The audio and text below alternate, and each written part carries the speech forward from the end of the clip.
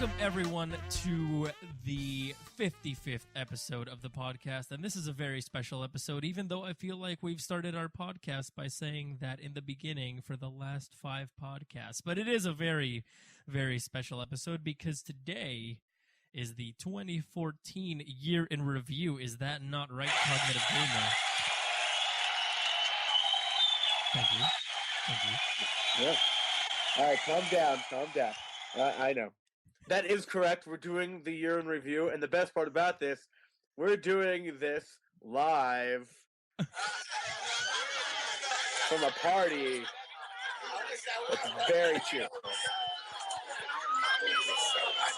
All right. Settle down, everybody. Guys. Oh, come on. Settle down. Settle down. Not now. We got to be a little bit quiet. Come on. Move into the other room. Oh, there's a kid in here. Oh, God. All right, let's go back to the party. All right, just come down a little bit. Not only are we doing this in front of a party, but we are also doing this in front of a live studio audience. So. Yes. Isn't that right, audience?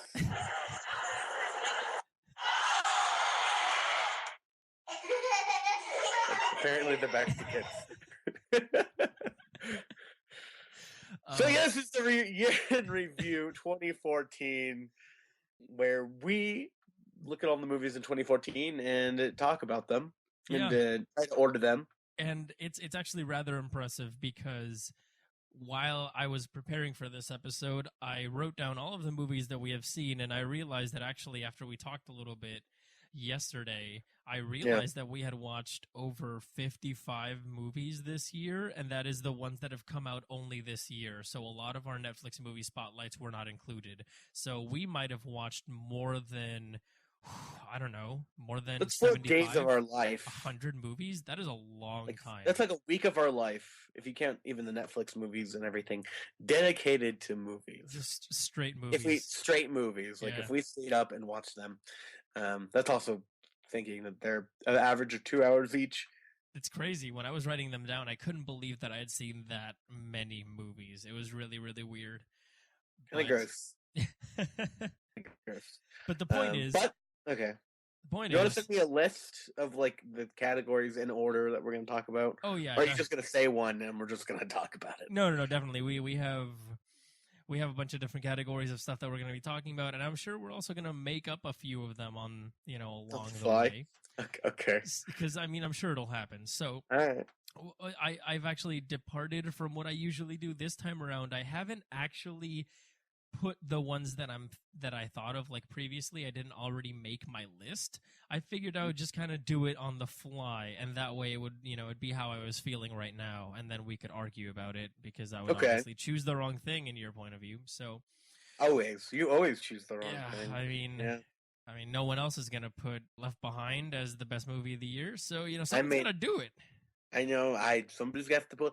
It's weird because that's my number one too. That's your number one as well. Yeah, maybe we just skip that category. Yeah, we don't even have to talk about that. Okay. So, do you want to start with the best movie of the year? That's fine. That's probably the easiest one, in my opinion. Probably the easiest one. However, I wanted to, what we did last year was we decided, to do all of the superlatives or whatever, but we also decided to talk about any kind of like qualms or things that we had left without discussing, I suppose. And if you're just joining us for the first time, my name's the Cognitive Gamer, and this is Cool Guy. We're both in graduate school, and we're here to talk about movies. Yeah, now it makes sense why it's called PostGrad. So, in case you were wondering, got your back. And the best movie of all time is Left Behind, starring Nicolas Cage. So you should definitely see that. You should definitely see that. Just letting you know. So, anyway, a couple of the things that I wanted to mention. Number one, it's not necessarily about movies, but it's about something that you mentioned a couple podcasts ago, just random talking wise, and it was that you told me to watch Bojack Horseman, and I did. Oh my god, finally! I watched all of the episodes, the whole first season, obviously, and you are right. It started off as normal, average kind of a Family Guy clone, but with a horse. Yeah, exactly. But then it got really real. Yeah, it reminded me a lot of of a more cartoony version of Wilfred, if that makes sense. Like, because Wilfred, the one with Elijah Wood and the dog, like that show has that whole, sort of depression and melancholy and sadness behind it in some episodes, and it just kind of really reminded me of it. Right. It reminded me almost more of a drama, right? Like almost. God, I made a pretty good comparison last time, but it was. It's not a Family Guy clone. No, it is not a Simpsons clone. It just, it's there to make you laugh, but it's also there to make you feel. It's very good. I mean, it's the only character that can pull off a character named Vincent, who's literally just two kids in a trench coat. Okay. So well! I just, when I watched that, I saw that happen, the three kids in a trench coat, and I remembered of the stupid random joke you made, and I realized that I was missing the reference because I had not seen Bojack Horseman, and then I saw it, and I was like, that's what he was talking about. I do business. I do business. Transactions. I just love how the cat, I forget her name, yeah, is in love with him, and by the end of that season, spoilers, they're still in love. And it's really weird. To the point where they do the thing where they break up and then he comes back and has a profession of love or whatever. And then everybody's like... And it's like a little kid profession of love, too. Like, it's not even... Yeah. And everybody's telling her, like, that's three kids in a trench coat. And she's like, no. Are you kidding me? They're just jealous. The only person that's telling her that is Bojack. Okay, it's Bojack. Everybody else is like, Vincent seems like a nice guy. It's the stupidest thing. Best show on Netflix that is animated that they made. Oh my god. It's the only show that's animated that they made. Yeah. It's better than the Arrested Development season, though. Yeah, it is, definitely. Yeah. Those last episodes of the Arrested Development season, though, are really great. They're fantastic. Yeah. But Bojack is Bojack is Quentin Tarantino as a spider. Oh, so good. they did such a good job, like putting all of the actors and actresses like with random animal names. It was great. Oh, It just reminded me of the thing you were saying about penguins with all of the penguins with all the puns in the names. Yes, like the Drew Barrymore. Yeah, exactly. Yes. So anyway, all right, let's begin. The other thing that I wanted to say was, oh my god, when I was on my field trip, there was this guy in the bus. We were talking about movies and trailers and yada yada, and then we started talking about Star Wars, and the guy said, "What Star Wars trailer?" What? And we just stopped, and everyone looked at him, and we said, "No, everyone stop, don't say anything, he needs this."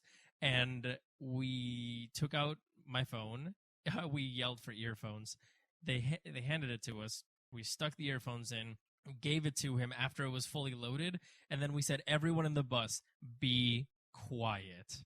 And for a minute and a half, everyone was quiet, just looking at him. And I think watching this person that had not watched the Star Wars trailer but was a fan of Star Wars, watching the trailer for the first time was like he had turned into a little kid again. And it was amazing. You should have seen his face when the lightsaber turned on.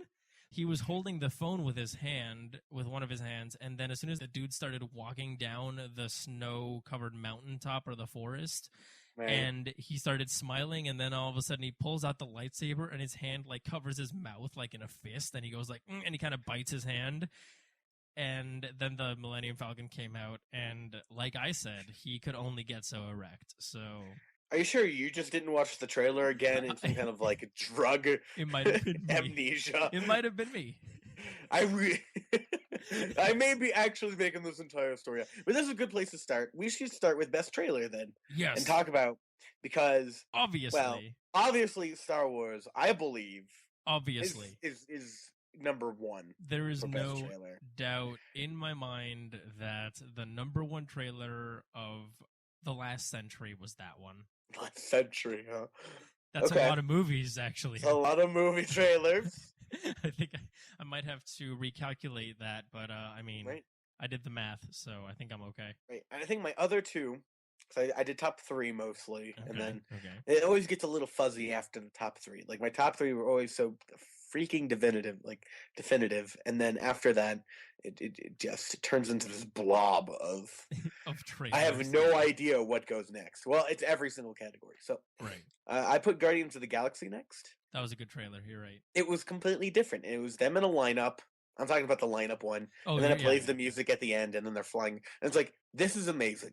And not only does it like pique your interest for these group of people. If you had Captain America in that lineup, people would be like, why in the world is Captain America in a lineup? We know who the heck Captain America is. Right, we know who Iron Man is. But these group of people, nobody knows. And it's just so outlandish. Like, you know the rebels, right? Like, right from the beginning. That they are the anti-hero heroes. Of course. Because they're in a lineup for police. You have a freaking raccoon. And you have a guy flipping you off. Like, it doesn't show anything of the movie. And I don't even think that. Yeah, and the giant tree. But it doesn't spoil anything about the movie. It doesn't spoil anything about what's going on. And it introduces these characters, and you just get it. It's so well done. Yep. Next is American Sniper, because I don't think I've ever been so tense in a freaking trailer before. Oh, that's true. Right? And I don't know how the movie is. I don't know what's going on, but oh my gosh. That's true. Actually, yeah. It doesn't spoil, like, you get the point of the movie instantly. It's about an American sniper. It's about the drama that goes on in his life. But all it is just a scene from the movie. And, my God. I was like, don't kill him. Kill him. Don't kill him. Kill him. Oh, my God. And then it's like, go watch the movie. And I was like, I need to watch this movie. You're right. That was one of the trailers that actually really impressed me, because it was mostly silent, wasn't it? The entire trailer was just wind in the background while he was fixing his scope and all that. It would flash to like images of his past. Right. But yeah, I mean, it wasn't like any action scene. It wasn't, you know what I mean? It wasn't. Yeah, of course. Probably what that movie actually is. All right, so those are my top 3. After that, I have no idea. So yeah, all of the other trailers were sort of melded into one another because none of them were really impressive. Right. I mean, nothing really stood out to me. Maybe Big Hero 6 just because Fallout Boy. Other than that, actually, that in my opinion is the worst trailer of the year, the Big Hero 6 one, because once again, Disney. We're not there yet. We're not there yet. Okay. All right. So are we there yet? Star Wars, you believe, is number 1. Oh, head and shoulders above the rest. Star Wars demolished the rest of the competition. Okay.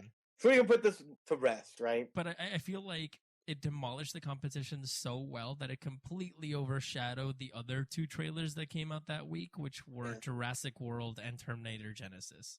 Well, we'll talk about those in a second, I'm sure. So congratulations, Star Wars. Oh, God. The Force Awakens for Best Trailer of 2014. I know. Big shocker, everybody.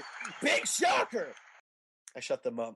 They have the symbol on the top, the big lighty sign that says applause and then quiet, so they know, right? Exactly. They know when it is appropriate to clap and not to clap. Right. And that sign costs a lot of money, so you can see that the podcast is evolving and we are slowly growing, which is nice. You can go to our Patreon. Which doesn't exist. So go to our Facebook and tell us how much you love us and how much time and effort and money we are putting into this. Oh, well, anyway, let's go into the worst trailer of the year. Worst trailer of the year. You think it's Big Hero 6. Last year, I thought that the worst trailer of the year... No, we called it the most misleading trailer of the year. Okay. I think we combined it both, right?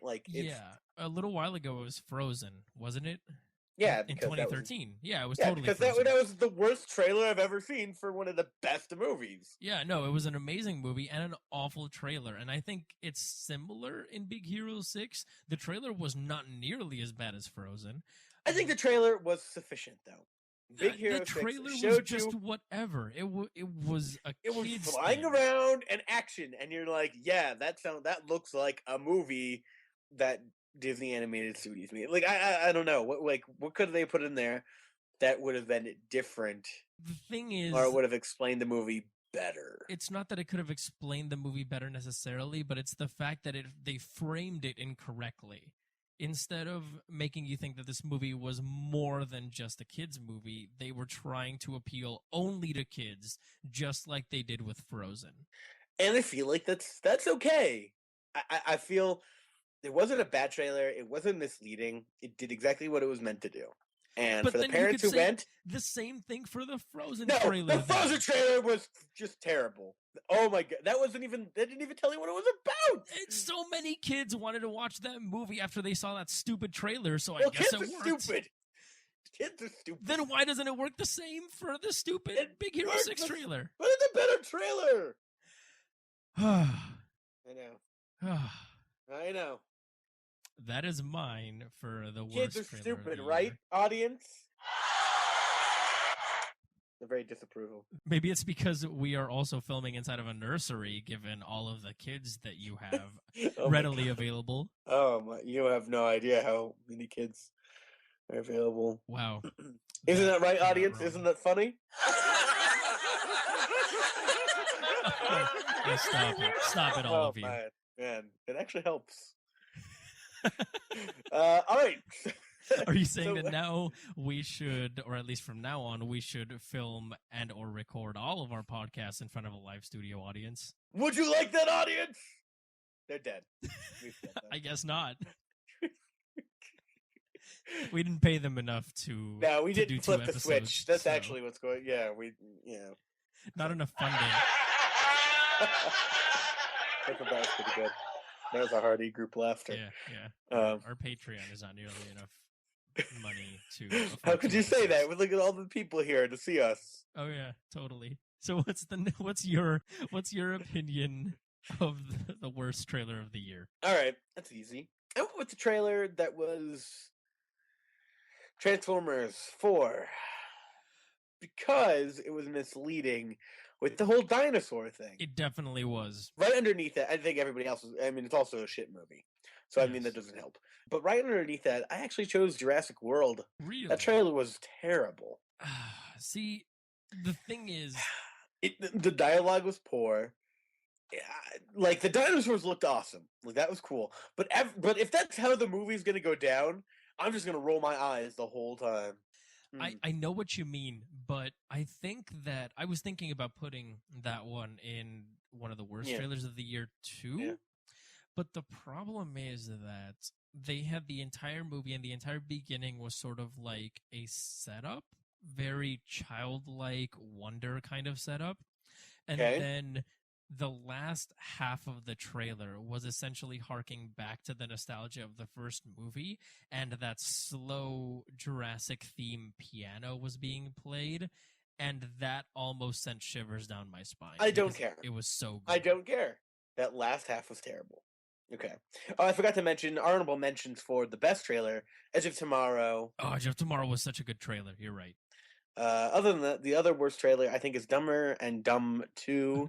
Dumb and Dumber 2, because it gave away all the best parts. Like, I don't know. Like, I laughed at the parts that they showed, and then I did not. A movie. You know what other trailer was awful? The Left Behind trailer. I didn't even see that trailer, so I did not count it. I saw it in the theaters, and it was really Oh my god, really? That movie had funding for that? Dude, it was executively produced by the Duck Dynasty idiots. I know who produced it. I'm just surprised. Yeah. I did not see a trailer for that steaming heap of garbage. I am just saying... Wait. By steaming heap of garbage, you mean best movie of the year, right? Steaming heap of gold. It is a polished turd that just happened to be gold. So... It was not polished at all. Polished is not a word I associate with Left Behind. So... let's move on. Given Left Behind, let's move on to best abs. So, okay. This is a specific superlative that the Cognitive Gamer came up with, and it was in fact his first superlative too. When I asked him which ones we should have, the first one he wrote was best abs. So. Okay, let's get talking about this. So, any other choice other than Nicolas Cage in Left Behind, who, needless to say, did not take off his shirt, but you know he has sexy abdominals. No, they did take off the shirt. I was the first two I have are Chris Pratt and the orange junk shower scene. Yeah, orange junk shower scene. In Guardians of the Galaxy, yes. Guardians of the Galaxy, of course. that'd be weird if that orange junk shower scene was in a different movie. Okay. And the next one is Benedict Cumberbatch in the Imitation Games because he runs naked, not naked, but shirtless. Oh, nice. Well, what about 300 Rise of an Empire? All of the Spartans. Oh, I forgot that came out this year. Yeah. Oh, Yeah. you're right. Those were the best everything. Oh, and naked what about the body-wise. people in Snowpiercer? They were also in the shower No. sequences. No, They also had tons of them. oh, I don't like to associate best abs with Chris Evans? That was the guy. Yeah, but he was gross, man. He was like, gross. You're right. What about Jesus in God's Not Dead? My God. I think Son of God also came out this year. So yeah, Son of God did come out this year. Yeah, you could have said that as well. But we never watched it. So. No, I did not. My parents saw that. I said it was. My father said it was cliche, and I said no shit. Yeah, that's true. Right. Yeah. Yeah. We could say Channing Tatum in 22 Jump Street. All right. So which would be the best abs? I think 300 Rise of an Empire has to take it. I mean, that sex scene, that was one of the hottest sex scenes ever. That was actually a really hot sex scene. You're right. That was a great sex scene. You were sitting in the theater going like, why am I not alone in my room? Right? Because otherwise... I was with my parents. And how was that? My dad got excited. He was like, look at that, son. Look at that. He wasn't like that, I'm pretty sure. I'm making that up, Father. I'm sorry. Oh my God. But if we're going with best abs, I have to say those were the best abs in action. That's fair. Yeah. Yeah. Chris Pratt turned around and got the ab shot. Benedict Cumberbatch was running, and I'm like, there's no way this dude was that fit. Right. But given the comment that your dad made, let's move on to the best one-liner in a movie. Okay. And I'm going to say mine, and then you say yours. All right. Mine is when Rocket Raccoon said, "Oh, yeah." And then he started shooting everyone. Really? Yep. I picked Peanut Butter and Jealous. Oh my God. From the interview. This is the only category where I think the interview will shine. Really reign supreme. Yeah, Peanut Butter and Jealous. I mean, the other movie that could also reign supreme would be the Lego movie. Yeah, that was my second choice. Are we flying into the sun? Yeah, but it's gonna look cool. You know, like that kind of stuff. Oh, everything in that movie was hilarious. But mine personally was kill a chicken. One line. Because every time Glitz and Tits talks, I'm like, we should just kill a chicken. She looks at me strangely. That's true. Yep. That's true. What about so now that we got that, because we obviously agree on the best one-liners, and those are really good one-liners, but what is... You hate us because you ain't us. What is the best comedy scene of the year? The scene I laughed the hardest was probably in 22 Jump Street. Okay. When they keep running into everything in their car. Oh, okay, and they're that's like fair. Or when he keeps high-fiving everybody, or that scene, the scene where he high-fives everybody, but then the next scene that takes place where he finds out it was the daughter. Oh right, yeah, that was. Really funny. God, that was so. That funny. was really funny. That was between that and I think 22. I didn't like 22 Jump Street as much as I wanted, but that scene was phenomenal. You high-fived him! Okay, so my, I think, best comedy scene... Or Neighbors? What exactly? Was the Neighbors... What was it? The Al Pacino party? Oh my God, you're right. Oh, that was... Yeah. That was a really good... Right. That was a really good scene. I think that's number one. I think the Al Pacino party was just so well done. It was. It really was. And they were all so good, too. They were... Talking to me? Oh my God. Jesus Christ. Okay. That was, yeah. Oh, was that Al Pacino? I don't think that was Al Pacino. I don't know if it was Al Pacino or... That was Robert De Niro, you idiot. Yeah, Robert De Niro. That's who it was. I just said Al Pacino because one of the people there did the Al Pacino, and they were like, that's not even Robert De Niro. That's Al Pacino. So that's why I confused it. Yeah, you're right. But anyway... The next one is the best surprise of the year. How are we going to define this? A salty surprise. Oh, God. So I'm so I broke it up into two different ways. Okay.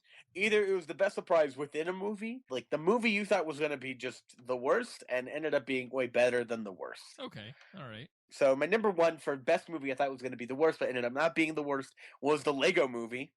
Really? You thought it was going to be the worst? I thought that was going to be. I was excited for that movie. You I were was really excited. Yeah, I was going to say. But I was like I was excited either way. If that movie's good, then fantastic. But if that movie is just a steaming pile of Left Behind, then that's fine. Like I just wanted to see a damn movie based on fucking Legos. That's fair. Sorry for cursing. Second, you're literally the most giant potty mouth in this whole thing, this whole podcast. You just called me a potty mouth. I did call you a potty mouth. And the second one is Matt Damon in Interstellar. Oh my god! Like, come on! As soon as that helmet came off, I yelled, "Matt Damon!" And everybody around me was like, "What the hell are you doing?" I agree. I actually agree with you on that one. Yeah. Yeah. Okay. I think my biggest surprise for the movie that I thought was going to be garbage, but actually wasn't, actually goes to Nymphomaniac Volume 1. And No. And I'm going to explain. It didn't even come out this year. And yes, it did. Yes, it did. It came out in January and February, Volume 1 and 2. Oh, God. So let me explain why. Because the entire time I was joking on the podcast for like 15 podcasts in a row, the first from 15 to 30, I think, I was joking around about watching Nymphomaniac with the Cognitive Gamer because I just really wanted to make his life a living hell. And I honestly did not think it was going to be a good movie. I picked the movie that got the worst reaction out of him, and I just went with it. And when it actually came on Netflix, I was a bit apprehensive because I figured we were going to watch a just craptastic movie that all that was good about it would be the sex and the reaction from the Cognitive Gamer. And as it turns out, it actually wasn't that bad. It was an interesting movie that was funnier than I would have anticipated and actually had some interesting scenes in it. So, yeah, that's not saying anything about Volume 2, but I'm just speaking about Volume 1 here, and that, for me, was the biggest surprise. Nymphomaniac 1, yes. I was surprised that it was as funny as it was. Which, by the way, I talked to a couple people, and they said that movie was not funny. And I said, how could you not think that movie was funny? Yeah. They had dudes that was naked. That was the point. Totally unattractive, just sitting there naked, and it was like, yeah, it was great. Yeah, no, there were a lot of scenes that were meant to be dark comedy. That there were, totally. Volume 2, on the other hand, was a train wreck. Yeah, it was. All right, so next No, wait. I still have my biggest surprise. That wasn't the biggest surprise. No, the most, the most surprising or whatever. Okay, yep. But for in a movie itself, okay? Okay, all right. And my biggest surprise in a movie was the ending of Oculus. Right? That was so good. It was a big WTF. It was. And that is why, for me, that is the biggest surprise. Yes, I did almost scream Matt Damon when I saw Matt Damon in Interstellar. So that gets an honorable mention just because of the fact that it was goddamn Matt Damon. However, I still think Oculus takes the cake on this one because that ending was a whole like, what? Oh God, what? And then the movie's over. It makes you think. And I think that's the best part about it. That's true. Yes. I have the same type of thing. Honorable mention for me for best scene in a movie or most surprising scene in a movie. How You Train Your Dragon 2. Massive spoilers. Oh God. When the dad dies. Oh God. You didn't see it coming. You did. You didn't. You didn't. See it. Like you did, but you didn't. Like, oh God. He just met the wife again, and it was so happy. Fuck died. Oh, and it was so good. The entire mother-father thing going on. It was so amazing. Sorry to bring that up again. Oh, that movie was so good, though. All right, speaking of family dying, the best movie to make out to. Oh my God. Okay. So the way I did this was I tried to choose a movie that I did not make out to. A lot of movies I saw, I was alone. So what you're saying is Nymphomaniac, Volume 2. And with I that chose slow something... zoom into the vagina. Stop. I chose a movie that you could easily make out to and still follow the plot. So I chose Mockingjay, Volume 1 or Part 1 or whatever the hell they called it. Okay. Because you could easily make out for like 10 minutes in the middle of that movie and still be like, oh, cool, that's still happening. That's fair. I saw that movie, I think, alone. So, or did I go to the midnight release? I don't remember how I saw this movie. Okay. And I did not make out during it. Right. But, thinking about it, yeah, that's an easy movie to make out to. It was slow, but if you already read the book, you know what's going on, so you're cool. You're fine. That's fair. I can see that. Yep. So my best movie to make out to, in my opinion, would be In Your Eyes. God, that movie was terrible. I don't think it was bad. God. I don't think that it was movie... bad. The reason you thought it was bad was because we already have Google Glass, so that's a thing we can do already. And that is, number one, bullcrap, because no. That's totally... Do you know what it's called? It's called fucking FaceTime. Oh my God. You can Skype not. with anybody in the world. It's not. It's just not the same. It's and more you are... than that, obviously, but come on. It's not the same. That movie would have been cool like 10 years ago on Lifetime. I don't think so. I think it was actually a pretty good movie. I liked it. No. However, I think that it would also be a good movie to make out to because it does have those romantic undertones in the whole movie. And by undertones, I mean they're pretty up in the surface, but it is a very romance heavy movie and in a really nice way. Because you can be romance heavy in a stupid Nicholas Sparks way, but that's not how it is. It is a very realistic romance movie, at least up until the end, when that he has to chase the girl and get her or whatever. It's the classic cliche. But during the entire movie, you do get this sense of getting to know each other and enjoying each other's company. And I think that's something that favors dates and or kissing. My second choice was Bears. So you mean Disney Nature Bears? Yes. We didn't see that movie. Did you see it? I know, but I could just imagine. Making it during a documentary is the best time to make out. You know how I like it. Just turning on the History Channel to any of the 15 million Nazi documentaries and just making out during the Holocaust. You know what happens. Oh my God. Like, there's no surprise. There's no spoiler. It's just the same thing every single documentary. Why do they keep making them? Okay, so speaking of that, moving on to the most powerful scene. Okay. Okay, so most powerful scene. And that one, I'm going to go with almost all of Gone Girl. Oh my God, no, pick a scene.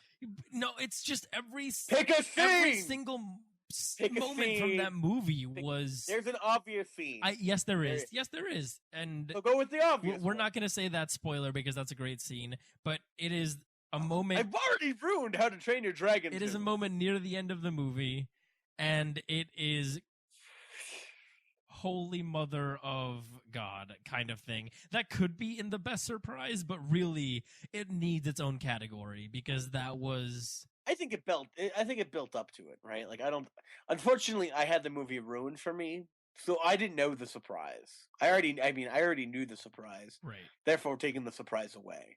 But it was still powerful. Yeah, of course. Insanely that end scene.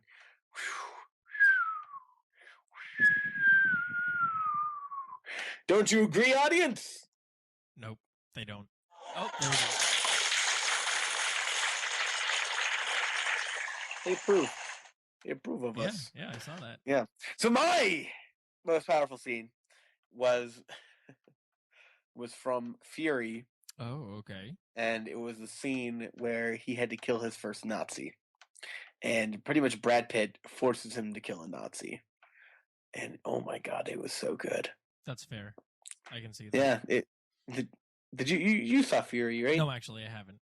Okay. Yeah, it was a scene It's about a new recruit, and he's never killed anybody before, so he didn't kill somebody he had to kill. So therefore, they took him hostage, and then Brad Pitt gives a gun to him and was like, "You need to kill him right now." Oh man. And he's surrounded by a bunch of American soldiers. And that was probably one of the most powerful scenes I've ever seen. That's fair. Yeah, right underneath it, I think I had X-Men: Days of Future Past, with the Quicksilver scene. Oh my god, that scene was good. I don't know if it's powerful, but it worked. Like, it was the most effective. That scene should also be in the running for the best comedy scene. Yeah, because that was so good. I watched it with my brother when he was here, Days of Future Past, and it's still funny. It is still funny as soon as it's building up to it, and then it happens, and it is so funny. It's so good. It's not emotionally powerful, but I think it is just highly effective and so well done. So, congratulations. Oh, God. Congratulations. And now we're moving on to what could have been powerful scenes in powerful movies, but weren't really. So this is the superlative for the best effort put into a movie. So this is a movie that kind of got it, but kind of didn't get it. And to make this very obvious, I'm just going to say my choice, and that's Godzilla. Godzilla? It tried. And on some level it succeeded, but on a lot of levels, no. I think it was the brooding mixed with the Godzilla nature of it, and I think it had a good mix of both, because... No. The only way... Spoilers, first off. I just deleted that entire segment. Okay. So yes. They kill off one of the main characters named Cranston, and... I agree that was a tough choice, and that was a weird choice. I agree. That's fine, okay? However, I do think that the movie was still good, and the movie still did a very good job. Best effort does not mean it's not good. Because it's a good movie. I'm talking, this is like the best, 5 to 7 range movie, right? Like, these are not the movies that are like, oh my god, they're the best. But they're not like, oh my god, they're the worst. I mean, there are parts of each film that, I think getting the best effort that did something cool. But also could have been so much better. It just could have been so much better. How? How would you have made... By turning the second half into the first half. Like, the first half was intellectual. It was emotional. It was what the trailer promised, which was probably one of the best trailers. It was such a good trailer. You're right. That was an amazing trailer. Where you have like the people diving in and it's dramatic. I wanted that. I wanted that theme throughout the whole movie. Instead, the second half turned into like Battlefield LA, where they just shot everybody. Turned into this like weird war movie, and it wasn't good. It wasn't good. The exception being the bridge scene with the train. That was awesome. That was a good scene, yeah. But when they finally hit the city, you're like, I don't care. I did still care, so I don't care. I respectfully disagree with your incorrect choice. So, what other movie do you have? I have 500 Ways to Die in the West. A million? I thought it was... Is it a million ways to die in the West? Yeah. Okay, I don't know why I put 500 there. God, it was close. Every single joke was on the cusp of just... It could have been good. It could have been so much better. And like I said before, I talked about this in the previous podcast where we talked about this movie. If there's an unrated director's edition, it would have been phenomenal, I think. Like, I feel like they pulled too many punches. Right. And, yeah. Well, what about As Above, So Below? That's my number 3. Oh, okay. God, that first half, excellent. But then when they finally, like, when hell starts to break loose, Wow. I know, I get it. You made this exact same joke the other podcast when you talked about it. It's the best of 2014! It's the best joke. That's fair. That's fair, though. It stumbled and it could have done so much more. Like, I kind of appreciate it for, in fact, not going over the top, but at the same time, when you watch a fucking movie like this, you want over the top. Yeah, no, that's true. And I think for me, one of the movies that should be included there, actually 2 of the movies that should have been included there, is one, Lucy. I never saw that piece of crap, so... Because the idea of it was cool. You know, it was. It's just that they tried to back it up with some really crappy science. And Okay. if they wouldn't have done that, the movie would have been actually really interesting and really fun. Spoilers on that bit. That's not really what happens, but uh, it's close enough ish, and whatever, it doesn't matter. Point is, yeah, that movie could have been a heck of a lot better, but I mean, I'll be darned if they didn't try. And the other movie that I think I'm going to give the best effort to is Heaven is for Real. No. I'll tell you why. No, that was a good movie for what it was. It did exactly what it tried to do. No. What I mean is that they really, really, really tried to make it a good movie.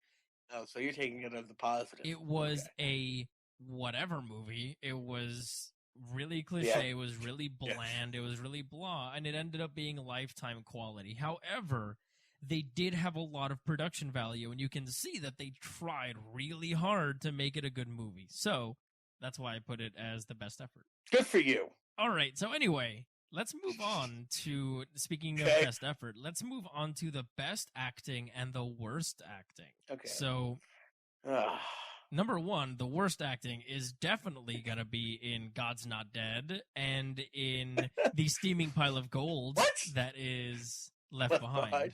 I think that's low-hanging fruit, right? That is low-hanging fruit, but it needs to be said that those two movies have the worst acting ever. So there's that. Nicolas Cage did fine. Okay. I think one of the worst acting was from one of the best movies, which was the daughter from Boyhood. Oh my God, she was so bad. The sister, she was so bad. Yeah. It slipped my mind. You are completely right. That was... I think it's more jarring. I think it's so jarring because everybody else is just doing so phenomenally. No, they're doing it all right. The kid is all right. They did great. And hers was just... She did not age well with her acting abilities. It was so bad. It was really bad. And I guess that's kind of the point, right? Like, unfortunately, her worst acting actually plays to the movie's strengths, which is this is doing something nobody's ever done ever and probably will never do again. That's true. So, yeah. I think the fact that she becomes an even worse actress than she was when she was little, that's part of the hazards of making a movie that takes 12 freaking years to make. Yep. All right. I agree with you completely. Okay, so the best acting. So I have like a three-way tie. Okay. So up there I have Benedict Cumberbatch. In the Imitation Game. As the Imitation Game. He did a phenomenal job. Second would be The Fault in Our Stars. Really? With Shailene Woodley. Okay. I'm serious. I really, really, really like that movie, and it's not going to be anywhere else. So I tried to find a place to put it, and that's the place I put it. All right. Yeah. Third, Jake Gyllenhaal for Nightcrawler. I can definitely see that. I still haven't seen Nightcrawler, so. Oh my God. I know. He acted in a way unseen before by him. And he's a really good actor. He has range. And that's what I'm trying to say. He could be subtle. He could chew the scenery. He could be in the background. He could be in the forefront. He's a great actor. He definitely is. You're right. He has a fantastic range. My best acting from the movies that we've seen, obviously, this is all from the movies that we've seen, is, I think, the whole ensemble group of people in Birdman, actually. Okay, I can see that. Especially Birdman. He did a great job. No, he was phenomenal. He was beyond awesome. And I think that really goes to show how great of an actor he is, that he's in fact not washed up, even though the movie tries to make that point. You mean Michael Keaton? Yes. Were you talking about Birdman? Yes, Michael Keaton. God, poor Michael Keaton. No, but he's really good. No, he was really good, yeah. And I am also going to put in here Chris Evans in Snowpiercer. And it's because... No, you're wrong. No, just... I'm including these along with the people that you said. Okay. So I'm putting him here not because it was a phenomenal acting job in that movie, but because I like it when people really diversify. And when wrong. You can see that he did completely different characters, because for me, one of my favorite movies is Scott Pilgrim versus the World, just like I'm sure it is for the cognitive gamer. And I was not aware that Chris Evans was one of the exes. And wasn't he the vegan? no, he was actually the star. Oh, he was the star. Yeah. So when I found that out, I was like, what? And I watched the movie again, and I was really impressed. And then in Snowpiercer, I didn't realize it was him until about halfway through. Does it take for him to be in like a shiny red, white, and blue costume for you to understand? No. It's just that he was good at disappearing into his character, which is something that I find interesting. Yeah. So that's why I'm including him. It's very tenuous, but I wanted to mention that. All right. So anyway.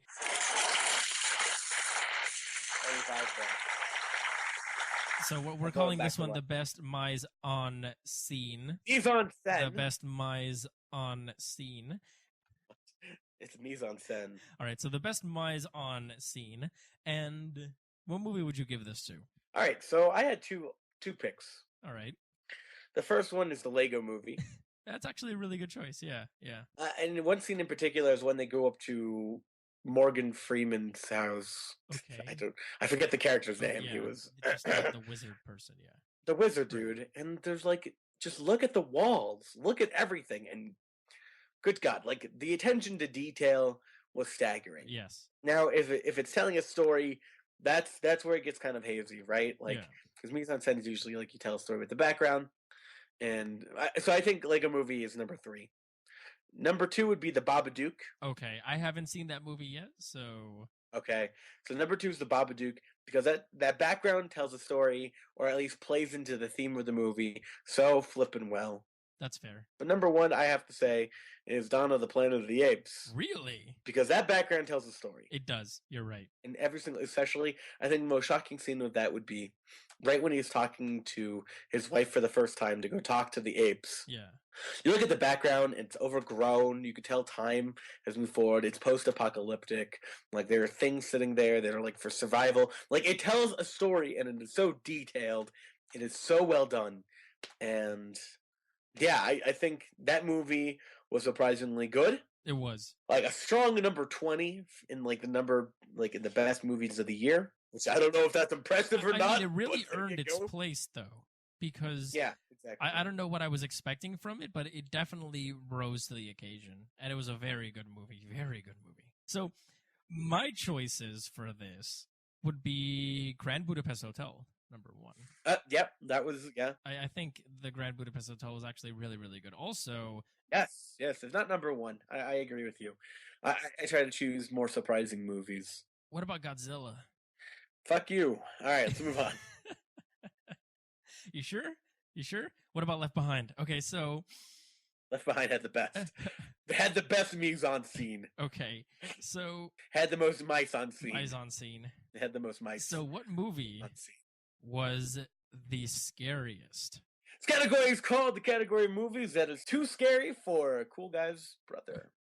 Yeah, so he's right. My brother actually left back to college a little while ago, and he absolutely flat out refused to watch the Babadook. So I was following him around literally for 2 weeks. Just whenever he would say anything or whenever he'd be hanging out by himself, I'd just go and whisper into his ear, Babadook. So I think I really bothered him a lot, but he watched the trailer, and after he watched the trailer, he essentially looked at me and he said, I'm not watching that movie. And I said, you're watching that movie.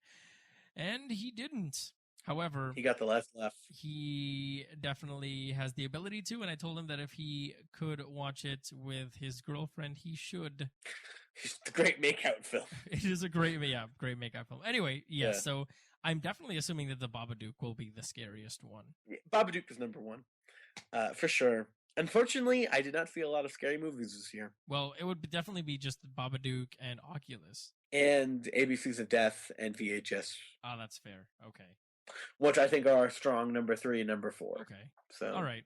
Unfortunately, I didn't see any of the like art house ones besides the Babadook. Like A Girl Walks Alone at Night. Oh, that's true. Yeah. Which is getting tons of praise. Right. Unfortunately, I haven't been able to see that. So. It's so annoying when the art house movies only play in New York for a week, and you're screwed because you can't watch them. Right. I was lucky enough to watch Babadook which is on rental on Amazon. Yeah, you totally can rent it, and I'm sure that you would recommend it. And as soon as my girlfriend gets here, that's the first movie we're watching, and she's screwed. So it wasn't scary. It was way creepy, but it is not scary. Right. I mean, that's fair. It's more of a psychological thriller, is what you're saying. I guess. Sure. Okay. All right. So let's. Audience, are you excited? All right. Let's move on, audience. Thank you very much. Okay, so thank you. The next one is the best visual effects. Okay. Let's go best visual effects. One movie, best visual effects. One movie, best practical effects. And then one movie, best mix of visual and practical effects. X-Men Days of Future Past stands out to me for the grandeur. Edge of Tomorrow, mixed pretty amazing. Edge of Tomorrow and Days of Future Past mixed a lot of practical visual effects with CG. Okay, so we'll move that over then. Dawn of the Planet of the Apes. Oh, yeah. Those apes look great. Oh, yeah. Okay, that was easy. What was the worst special effects? Left Behind. Left Behind had some of the worst plain animations ever. That's true, actually. It was really bad. It was yeah. Snowpiercers also were like, really? Yeah. Okay, so mine for best special effects actually would line up very well with yours. However, I'm also going to mention that I think that overall, the one that had the best special effects mixed with practical effects was Noah. Okay. And that is because of all of the models that they built, all of the miniatures and all of the rock monsters and all of those things. A lot of those scenes were practical effects, and a lot of the scenes with the actual rock. If you want to talk miniatures, miniatures. I think Grand Budapest Hotel. I'm getting there. I was going to say Noah because of that, and because of the fact that they mix a lot of visual with practical, straight up practical effects, and it was wonderful. And that movie, Noah, was beautiful. That movie was so beautiful. And yeah, no, you're completely right. Grand Budapest Hotel would be the next one. But then again, how could you not give it to this guy? This is what he always does. It's freaking Wes Anderson. So I think another one we're forgetting is Guardians of the Galaxy. That's true. And also The Hobbit. And I think that one that should also be mentioned there is Interstellar for the special effects. Fuck that movie. Interstellar is on my list of the most disappointing movies of the year. Okay, so most disappointing movies of the year. Go for it. Interstellar. Really? Interstellar? Yeah! I wanted it. Come on. It's Christopher Nolan. It's Matthew McConaughey. It's a wedding combination. I thought it was good. And everything going for it. The trailer was great, but holy crap, was that movie underwhelming. I thought it was good. I thought it was good. I thought it was good too. I might have been a teensy bit disappointed, very, very slightly. However, it's in the library. Oh my god. However, it was. No, that movie. I was in the audience one of the first days it came out. I can audibly hear the letdown of the audience. I could audibly hear it.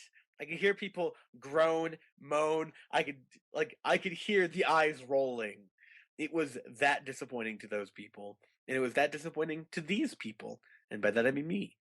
I think it's because most of the people that watched this movie were really watching it, superficially. And the thing is, I get it. The whole thing about love, I think that section was very misunderstood. That was not necessarily. No, I understood it. No, it was shit. No. I don't think that love is some sort of like a powerful force in the universe, and I don't think that's what Nolan was trying to say. I think that No, he was trying to say that. He was trying to make an analogy, though. He's saying love is as mysterious and powerful as these actual scientific forces. What he was saying was that love is as mysterious and powerful as these scientific forces for humans, not in real life, okay? Yes. It allows humans to persevere. However, it does not solve their problems, and it is not a magical sort of thing that guides people to the right choices. That's just not what it is. And it shows in all of the ways that love makes humans more powerful. It also makes humans more flawed and more stupid and essentially more human. I got it. Believe me, I got it. It was a letdown. Though, Number probably 2 for most powerful scene would be Matthew McConaughey crying at like all his future kids. But I also felt like that whole movie was a setup for that one scene. I don't think so. I think Nolan was like, this scene right here. We need a movie surrounding about the scene. What can we do to get him to do the scene? Or maybe it was just it was just such a standout scene that Interstellar disappointing. That's I mean, when I think disappointing, I think Interstellar. Really? That's upsetting. It's not a bad movie. It's worth a watch. And it is highly intelligent and really pretty and very well made, but it is not the masterpiece everybody was expecting. And that's unfortunate. And that, I mean, part of disappointment is having a hype attached to it. And goddamn it, yeah. Interstellar had a crazy long hype train. The hype was real for that movie. The hype was real for that movie. Right. And it did not live up to that hype. And that's why it's a letdown. This is a joke for the video game fans. It was the destiny of movies. Serviceable, good. I would watch it. I would watch it again. But it should have been one of the best movies of the year, right? Easily. Okay. Easily. And it was not. So we're talking about the movie that most let you down? Yeah. I think Expendables 3, because I was really... No, come on. You knew that movie was going to be crap. I knew the movie was going to be crap, but I was holding out hope that it would return to the formula of the Expendables, the first one. Yeah. That's why. You know, I'm trying to choose movies that aren't really chosen a lot of the time, but I was really expecting, I was hoping beyond hope that the Expendables 3 would be a good movie that would go back to poking fun at classics and doing it in a very over-the-top, violent, but also awesome way and very finessed. And it just did not. Nope. It definitely did not. That movie was really bad. Yeah. Yeah. I left in middle of it. Like, I was like, I even bought it from the Panaderia. And I was like, dude, I can't. Bye. My second most disappointing movie of the year, I have to say this, I'm sorry, would be Annabelle. Oh, Annabelle? Dude, as soon as you said that they were doing a sequel, I told you, I said that movie's going to be garbage. Yeah, but come on. It was The Conjuring. Annabelle's one of the most interesting stories, but it was the Lifetime movie of horror movies. Oh, that's awful. And like, it would have been a better Lifetime movie. I'm dead serious. That is like, it wasn't scary. Really there was only one good scene, and it was in the trailer. And like, the setup was pretty good, but then it was like way too long. It was, yeah. And the other one, I think the other horror movie that was most disappointing. My God, I forget what it's called. I think it's called In the Darkness or In the Shadows. Hold on, let me find this. Deliver Us from Evil. Oh, Deliver Us from Evil? Okay. Like that, I don't know if it's disappointing, but it's definitely, I think maybe that deserves best effort. Because hot damn, is it cool to think of a real life priest teaming up with a real life detective fighting demons based on a true story again. Right. Yeah, I remember. It all sounds great. I remember the trailer for that movie, and I remember being interested in it because of the trailer specifically. So right. So I think best effort for sure. It just suffers from a lack of focus and just being overly long. All right. Yeah. Okay. So next one is the Prettiest movie. Now, this category is to say this doesn't go to the people with the best special effects. No. But it's literally, when you look at it, you're like, damn, that's pretty. Yes, exactly. And for me, that movie would be The Book of Life. Really? Yes. All right. That movie was beautiful in every respect. And it was because of the character design and because of the world building and the world design. All of everything. Like, the characters weren't real people. The characters were from a story, so all of the characters were marionettes. So the entire time, it was just these crazy Mexican painted style marionettes interacting with each other. And it was wonderful. It was gorgeous. It was amazing. That movie was so beautiful. So incredibly beautiful. I need to see that movie. Yeah. My number one was Interstellar. Yes. Because that is a movie I liked looking at more than actually watching. That movie was very pretty. You're right. Yeah, and right below that would probably be Grand Budapest Hotel, especially for kind of the wide angle shots. Oh, okay. Yeah. You know what I'm talking about? Like, for instance, one where they're in the hall and it just looks toy-like. And it probably was toys. It probably was miniatures. But the way they blended it so well with real life, and it was just, oh my God.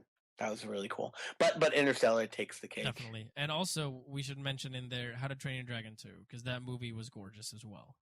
Same with the Lego movie. It's amazing what you can do with just a complete CG movie. And it's true, those movies were very, very, very pretty. And actually, I would put John Wick in there as well, because John Wick was very pretty. You're wrong again. Nope. I do think so. Because the entire time that I was sitting there, I was thinking, that is really pretty. And that scene is constructed so well. Yeah, I agree. I don't know if pretty is the word I'd describe it, but John Wick is definitely one of my favorite movies of the year. It is. Okay, so let's actually do Best Action Movie. Okay. First place tie between Snowpiercer and John Wick. What about The Raid 2? Definitely not. Really? Okay. No, that movie was not what I wanted it to be. It was a good movie. It's not what you wanted it to be, but the movie was really, really good. Yeah, I would say that's top 5 material for sure. Those action scenes, holy molies. Yeah. That was amazing. But Snowpiercer was unique. It was phenomenal. And that war scene where they're in the train and it like goes from light to dark. Oh yeah. Okay, come on. How could you say that's not like your favorite action scene? That was insane. And then John Wick was John Wick. Was just, overall, just so good. Okay, so now we're going to do the Blockbuster segment, and we are going to do what movie went out of business. Which one was the biggest blockbuster? The breakout blockbuster, so like the one that was a small movie that ended up being a blockbuster, and which one was the best blockbuster? Keep in mind, best and worst blockbusters. Keep in mind, just because you're the biggest blockbuster does not make you good. Okay. All right. In my opinion, the biggest blockbuster was Transformers 4. Yeah, I know. Controversial, I know. There's a lot of women in this audience. There is, yeah. It's a jolly female party. I mean, our podcast does kind of appeal to the 18 to 24 female demographic, so. Yeah, it does. How's it going, ladies? I'm engaged. I can see Transformers. It is definitely the biggest blockbuster, for sure. Biggest? Oh, hands down. Did it make the most money? Oh, yeah. I think it's the movie that made the most money the entire year. I know that makes you want to shoot yourself, but please don't. We have to finish the podcast. I say either X-Men or Captain America. Those are two obvious ones. I think X-Men was the best blockbuster. I think honestly, I think Captain America is above X-Men. What? X-Men was a better movie, but Captain America was definitely more. I mean, think about what it did with the TV show, right? Like, it hooked people with the TV show, which was Agents of S.H.I.E.L.D., and then it led into this movie, and then there's After Effects on the, like, not only did it affect ratings of television, it affected, like, views at a movie, and that is, I think the influence of Captain America was bigger. It was, but I think that X-Men is the... They had ships crash into the ocean. I think that X-Men is still the best blockbuster. I think it's better, but I think Captain America was bigger. That's fair, but still, Transformers blows all of those out of the water. So, really, that's the biggest blockbuster. I don't want to give it to No, that's the again. Just because you're the biggest blockbuster does not mean anything. It just means you were the one that was the biggest. And honestly, Transformers wins, and that's really upsetting. But Transformers does win. However, though, it also wins the category for worst blockbuster because Transformers was god awful. So, I think we just move on to the worst movie. The worst movie? Didn't we already do the worst movie of the year? No. We just kept joking about how Left Behind was the worst movie. But we actually haven't done it. So the worst movie of the year is Left Behind. Are you sure? We've been talking such praise for Left Behind. The worst movie of the year is Left Behind mixed with God's Not Dead. My apologies. God really is dead. If they'd allowed these movies to be made. This movie proved that God is dead. Just because it exists. No, that's terrible. It's like it's a terrible thing to say, but really. You know what happened? God's Not Dead came out, and God was like, no, I am dead. So then Left Behind is a sequel. Oh God. Showing what happened. Oh God. When just he left and everybody led to heaven. No, really, these two movies are so incredibly bad. Right. They are so not worth your time that you kind of have to see them. Are they as bad as Birdemic? Yeah. Yeah, they are. God damn it, Birdemic. Yeah, if you want to watch them, the thing is, do not give your money to God's Not Dead. You can get, or Left Behind, because they're tied in with a lot of terrible people. The Duck Dynasty people produce Yeah, them. so they're getting money for that, and I don't want to give them money because those people are terrible. So if you want to watch these movies, I am definitely not condoning file sharing or anything like that. Not at all. I think I saw them at the Not at all. But if you just happen across a movie on the internet, accidentally you were clicking around and the movie just started playing and you're like, oh no, what's happening? Might as well let it keep playing. It's just accidents happen, Yeah, I mean, Left Behind also just entered Redbox. Oh God, no. It's not even worth it for Redbox. Not at all. Not worth $1.29. Don't even try and convince me. It's not worth it. I'm just so the FBI doesn't come to our podcast. Again, I'm sure that if you have an accident online where the movie just starts playing on your browser, accidentally, mind you, super accidentally, and not through your own choice whatsoever, I think the FBI would understand. So that is really all I have to say about those movies. They are the worst movies of the year for so many reasons. And I can almost guarantee that Left Behind will win Razzie Awards. I can almost guarantee it. Oh yeah, that thing's gonna sweep. The thing is, that scene where everybody starts disappearing. Oh God. Oh God. And then she starts running around. She's holding the clothing of her disappeared brother, and she starts running around going like, have you seen my brother? Oh my God, everyone in that movie is a moron. I love how she just runs around and then she just comes to the conclusion, I should kill myself. And then somehow she climbed to the top of the Golden Gate Bridge, didn't she? Or one of the random bridges in New York. I think they were in New York, actually. No, I think they're in California. Oh, whatever. It doesn't matter. It's a terrible movie. Yeah, she climbed to the top of the bridge and she was like about to jump off, but then I think she saw the plane. No, she got a call. She got the call from him with the satellite phone. Right. And she was like, oh, I shouldn't kill myself. I'm going to go save this plane. And then somehow made it across town, which took the whole fucking movie in like 2 seconds to then clear a runway. It was ridiculous. Yeah, that movie. Oh my God, that movie. Don't watch that movie. Don't watch that movie. Oh my It was so bad. It was a tear tight. I think it was better than Birdemic.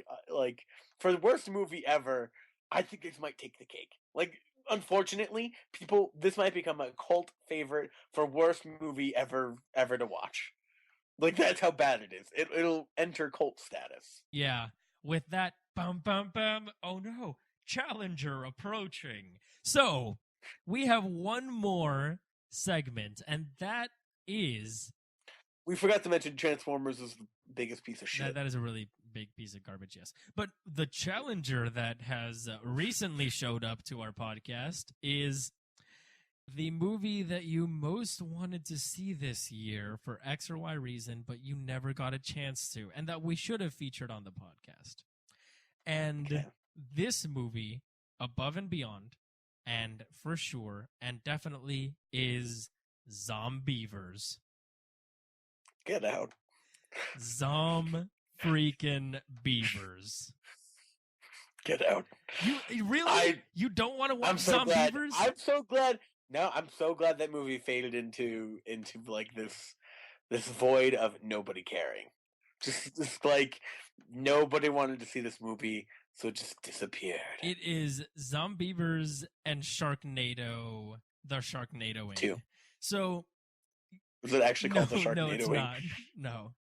It's called Sharknado, the second one, which is even funnier. So, so yeah, those two movies are the ones that I really want to see, and I'm going to try my darndest to get Cognitive Gamer to see. I watched Sharknado 2. The first one was Sharknado. First one was Sharknado. No, I'm also going to get you to see Zombievers. And it's gonna be Awesome. So with that, See, my movie that I wanted to see for the pod was Foxcatcher. oh, that's true. Yeah, but you went and ruined it. Actually, I wanted to see the Grumpy Cat movie. Oh God. I still want to see the Grumpy Cat Oh God, movie. fine. We'll do one episode with just awful movies, and we'll have Sharknado 2, Zombievers, and Grumpy Cat. Just ask your girlfriend. All her favorite movies are the worst. So just ask her for suggestions, and we'll have bad movies in no time. So the best movies of the year. Which are they? Wait, hold on. The audience is perturbed by the fact that we almost forgot best movie of the year. All right, audience. Hold on. The audience is not wanting to pipe down. I will hold them in contempt of podcast. Thank you for listening to us live. Best movie. What do you think it is, random audience member? Yeah, I also agree. The Lego movie was pretty great. Okay, which is the best movie of the year? Yeah, that's Boyhood. Boyhood? Really? Yeah. So my top three. Okay. Because this is really the hardest category I've ever had. It is. Yeah. Because everything was there. Like, there were standouts that I fully enjoyed, but then there was like 8 or 10 of them that just kind of muddled together. And remember, I couldn't put remember that there's a lot that we haven't seen. A lot of the indie flicks that we haven't seen. So we're basing this solely on the ones that we've seen for the podcast. Okay. So go for it. Right. So I think number 1 is Boyhood.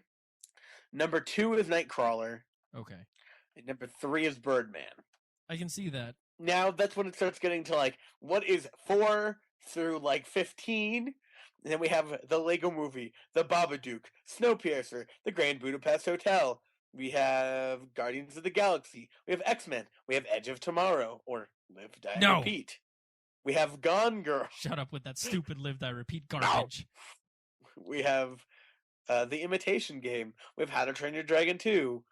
I don't know how we're supposed to choose. I'm not going to put them in order because I can't. So I'm going to say that the best movies in general of the year, in no particular order that I've seen, because again, I haven't seen Nightcrawler, but I really want to. You should watch that, and then we should watch the Grumpy Cat movie. The top 2 are definitely Birdman and Boyhood, for sure. Okay. Yeah, I agree. However, I have not seen The Imitation Game. I've also not seen The Theory of Everything. I've also not seen Foxcatcher, So it's... So let me say this about The Imitation Game. It's a really good movie. But, did you ever watch that, I think it was College Humor, which was every award-winning movie ever? Yes, it's that. It is that it's movie. That movie? To a T, it was that movie. Excellent. Like, to the point where they even say the name of the movie, or the name of the movie in the movie. They say The Imitation Game? Oh my God, that's hilarious. Awesome. Like, it is about somebody, it was like a super genius. It's misunderstood that actually has like a mental disorder and it's different from everybody, but he's a genius. And there's like a love plot, and you're like, oh, there's a love plot. And then there's something that tears them away. And then, oh my God, I was like, this is clichély good. That's fair. Like, cliche used, it was formulaically great. And I think which is weird in a year where all the other movies were so non-formulaic. That's true. This year was really strange with some really interesting movies. I mean, for God's sake, you had Boyhood, Snowpiercer, The Babadook, Nightcrawler, the Lego Movie. Like, all these movies are so unique. Birdman, the Grand Budapest Hotel. Like, easily the top 6 movies of the year. Or 7, or how many ever I said. That's fair. And they all are very, very, very, very unique, especially considering like last year was 12 Years a Slave. Yeah. Best movie, right? And rightfully so. That was an exemplary form of how to make a movie and how to make a great movie. Yeah. The year before that was Argo.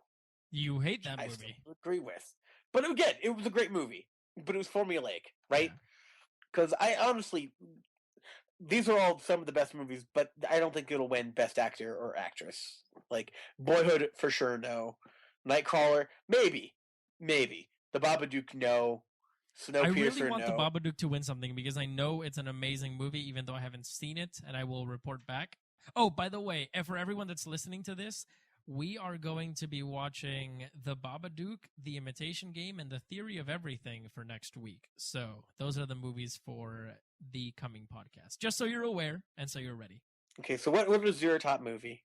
Again, it's between... You said Boyhood and... Yeah, between Boyhood and... So do we just want to crown Boyhood as the best movie of the last 12 years?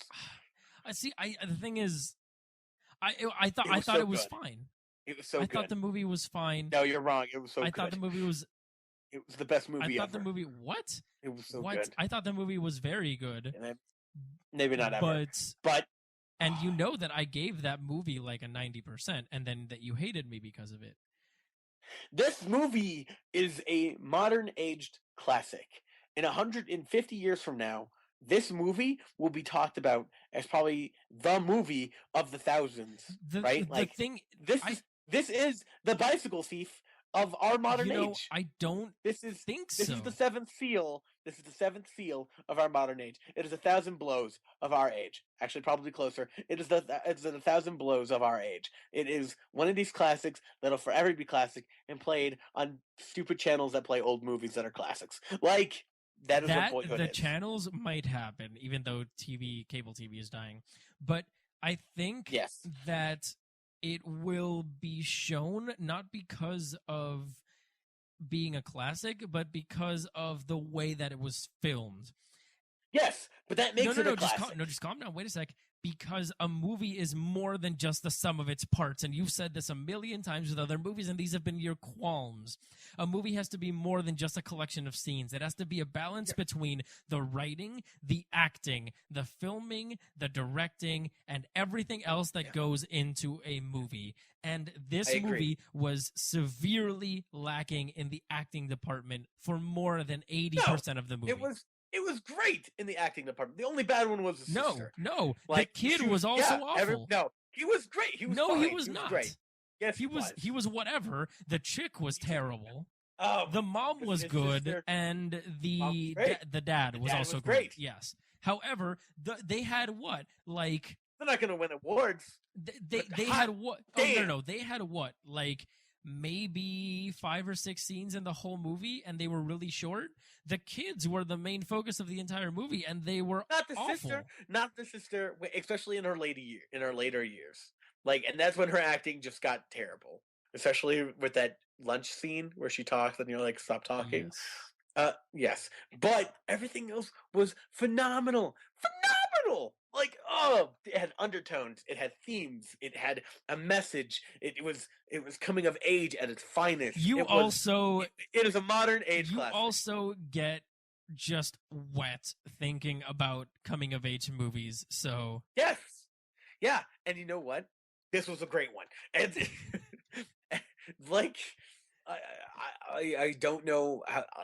It's not only me saying this. Like, I would understand your complaints if I was in a void, like, championing this movie. But no, not. Again. It has a 98%. Everyone's championing the movie, sure, because of the themes and whatnot and all that jazz. But how can you complain about crap lines being delivered by someone and then look at Boyhood where they delivered some stupid lines sometimes and the acting was really bad a lot of the time? How can you look at Boyhood and have a completely different outlook on it? No, you have to judge it objectively, and you're not.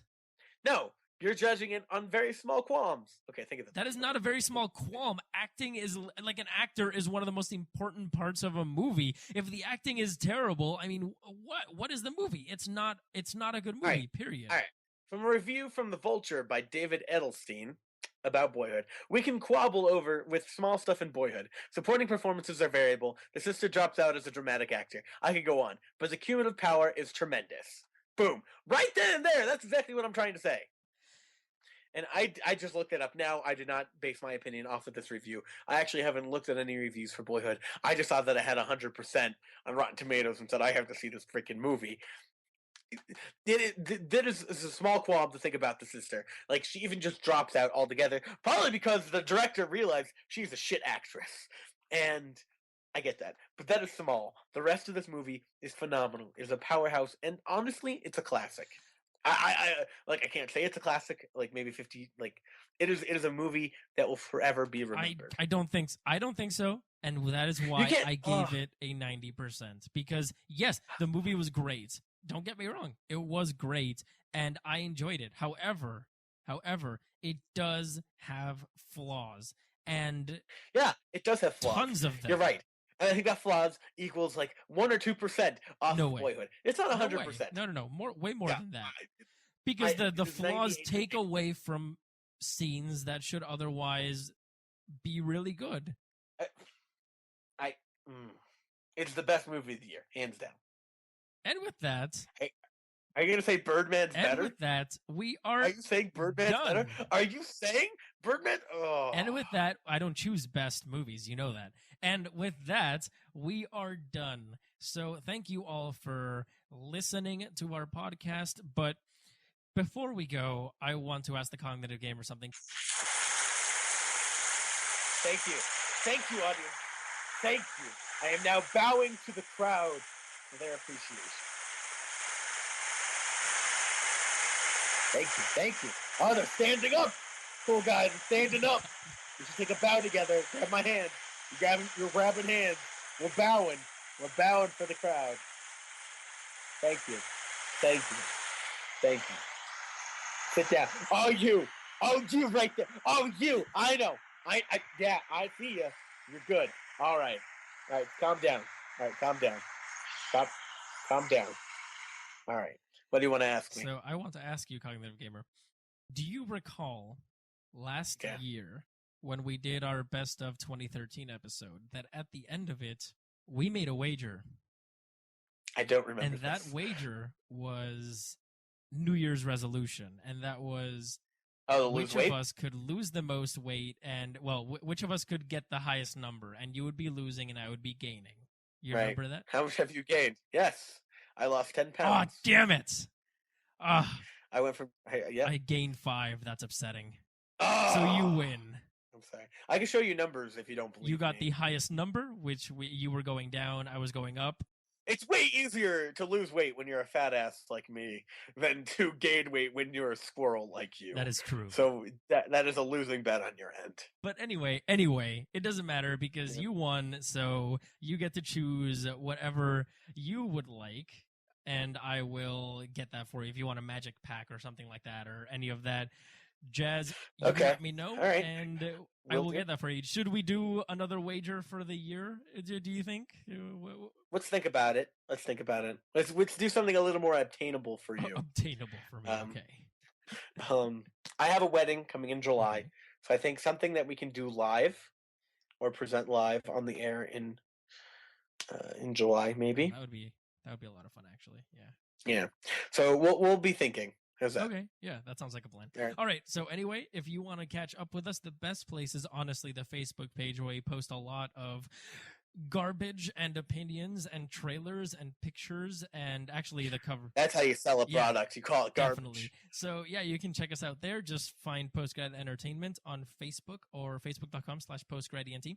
You can also check us out on YouTube where we have a channel that is devoted to our podcast, which we have the old podcast there, and it also has us playing games and having a lot of fun. You can just type in PostGrad Games onto the search bar and we fill up all of your searches. Also, you can follow us on Twitter at TheRightPad for me and at Cognitive Gamer for him. And if you have any comments, tips, suggestions, or whatnot, and you don't want to put them on the Facebook page, you can always email us at postgradentertainment@gmail.com. So I think with that, happy end to 2014. And this is basically the run towards the Oscars now. So I'm assuming we're going to do the same thing that we did last year where we watch a lot of the Oscar nominees. So stay tuned for news on that and for a lot of other awesome movies. Thank you for another great year with us. And we hope that we will continue seeing you throughout this entire year. Clap time. Go ahead. Go ahead, audience. You sure? Clap. You sure? Clap us away. Audience.